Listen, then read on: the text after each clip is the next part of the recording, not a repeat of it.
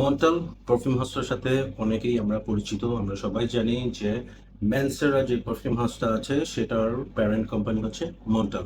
So এই হাউসটা একটা নিশ perfume house ফ্রান্সের, এবং নিশ পারফিউম হাউস হচ্ছে বেসিক্যালি যারা শুধুমাত্র পারফিউম নিয়ে কাজ করে সেই পারফিউম হাউসগুলোকে বলা হচ্ছে niche perfume house. So by default niche perfume হাউসের প্রাইস একটু বেশি হয়। মন্টাল এবং Mancera as per niche perfume house তাদের প্রাইস যথেষ্টই রিজনেবল।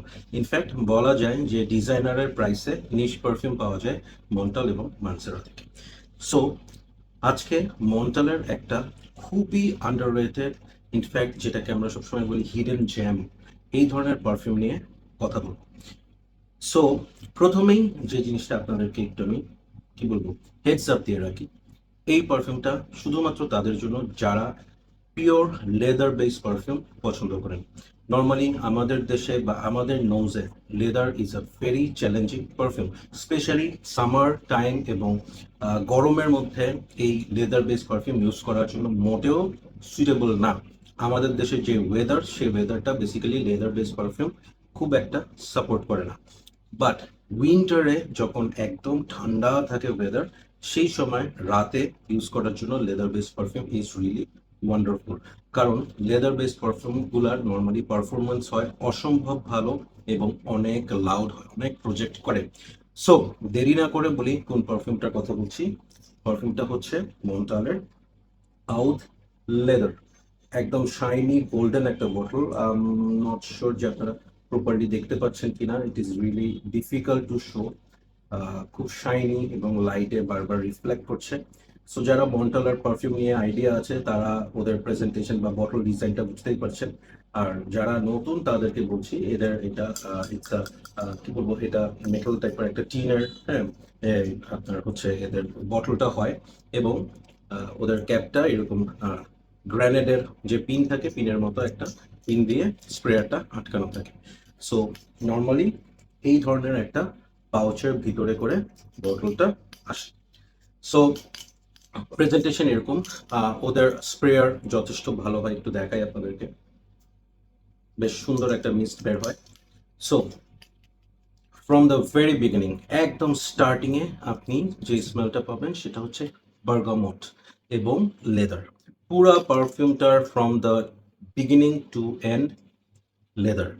বাট ওপেনিংয়ে আপনি খুব হালকা করে একটা বার্গামটের একটা ব্লাস্ট পাবেন।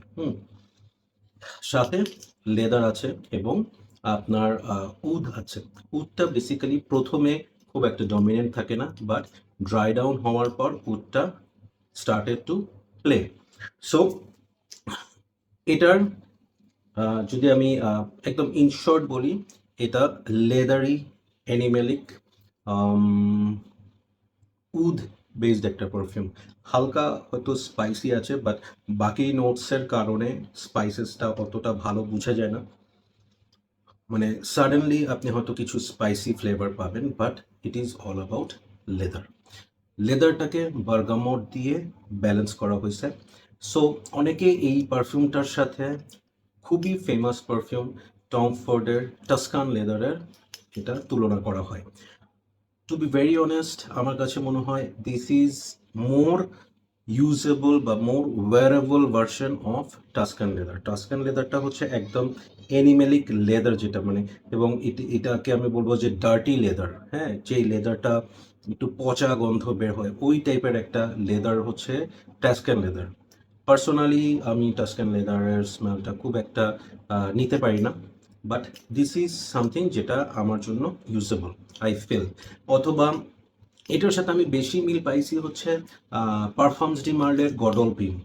কালারটাও অলমোস্ট সেম, গডলপিনের কালারও হচ্ছে এই ধরনের গোল্ডেন, অ্যান্ড এটার সাথে আমি গডলপিনেরই বেসিক্যালি মিল পাই।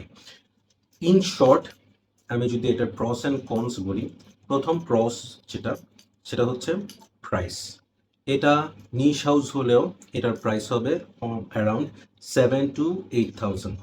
সেকেন্ড যেটা, সেটা হচ্ছে যারা লেদার বেস পারফিউম পছন্দ করেন এবং মানে লেদার নোটটা আমাদের দেশে সবাই পছন্দ করে না, তারাও এটা ওয়্যার করতে পারবেন উইন্টারে 3-4টা স্প্রে করে, বিকজ এটা অন্যান্য লেদার বেস পারফিউম থেকে মোর wearable version.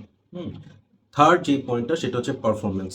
Believe me, 24 hours আপনার কাপড়ে থাকবে এটার স্মেল। স্কিনে যদি দেন 18 আওয়ার্স টু 20 আওয়ার্স এটার স্মেল থাকে। এবং ফোর্থ হচ্ছে আপনার প্রজেকশন, ধুমায় প্রজেক্ট করবে। আপনি এটা যদি 4টা স্প্রে করে যান, মোটামুটি পুরো রুম ফিল করে ফেলবে এই ধরনের একটা স্মেল। এবং 5 নাম্বার প্রস হচ্ছে এটার, এটা একটু different from other leather base perfumes. So যারা লেদার বেস পারফিউম পছন্দ করেন তাদের জন্য এটা কালেকশনে রাখার মতো, রিডান্ডেন্ট হওয়ার সম্ভাবনাটা কম। এবার আসি cons.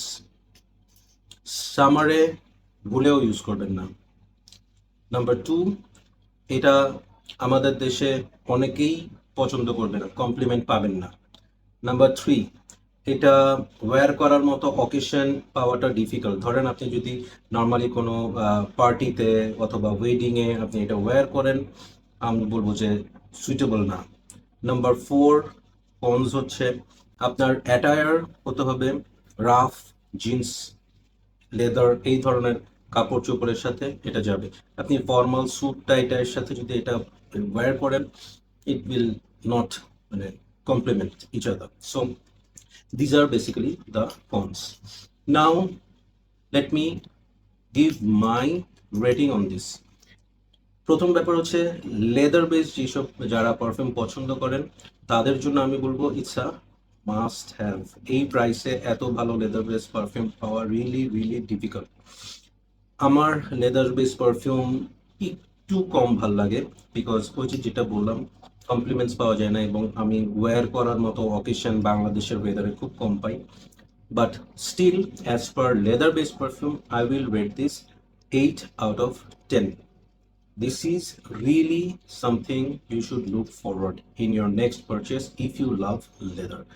So overall, that is my take on Montal Oud Leather, and I must say it's really a hidden gem for those who love leather based perfume. So that's all for today. Take care, keep supporting Perfumology, and keep smelling good.